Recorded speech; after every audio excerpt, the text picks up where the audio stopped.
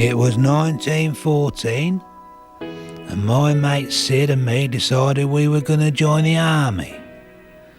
Well, all the youth of the nation then was simply flocking to join the forces, so much so that even conscription was never thought of till more than a year later.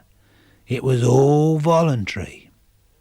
All the youth of the nation had been taught in history and geography that the sun never sets on the British Empire.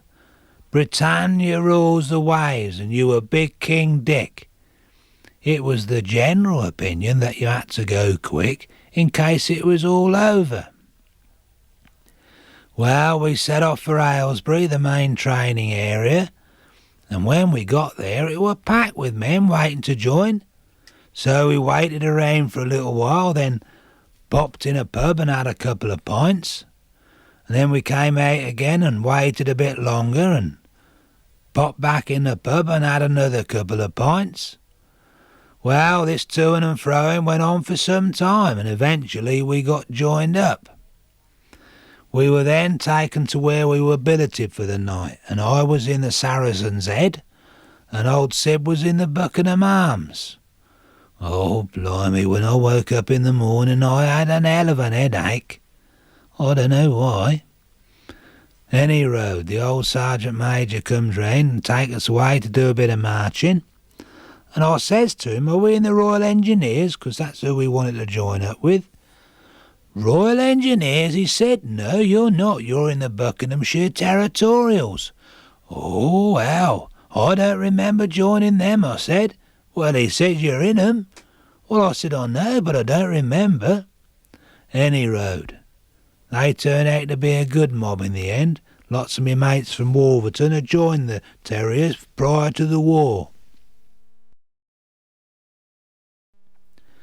We went from Aylesbury to Chelmsford in Essex, the main training centre. And although the training was very tough and very hard, we had a few laughs.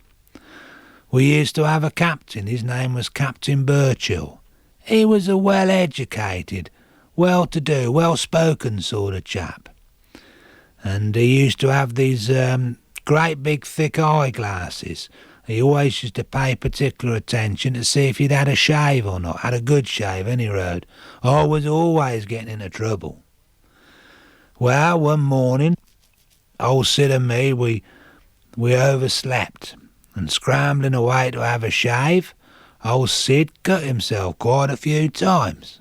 He looked an hell of a mess. He had all these bits of paper stuck to his face, trying to stop the blood.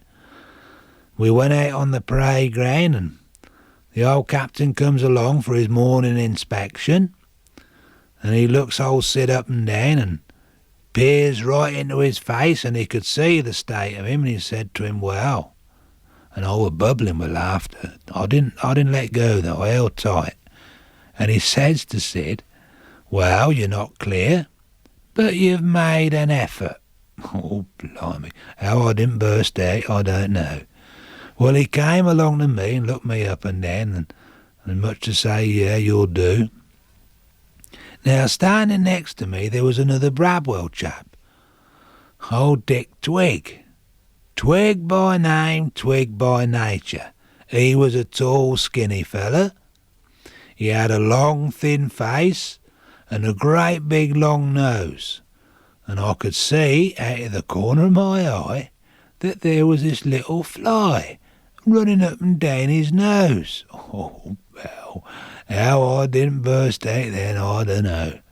But I held tight. The captain looks him up and down, and he could see this fly on his nose. And he says to his sergeant, there you are, sergeant. There's a proper soldier for you. Doesn't even blink with a fly on his nose. Oh, I couldn't hold out any longer. I burst out laughing and couldn't stop.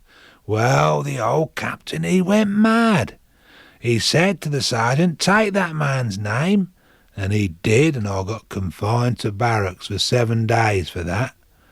But it was worth it. I've never seen anything so funny in my life.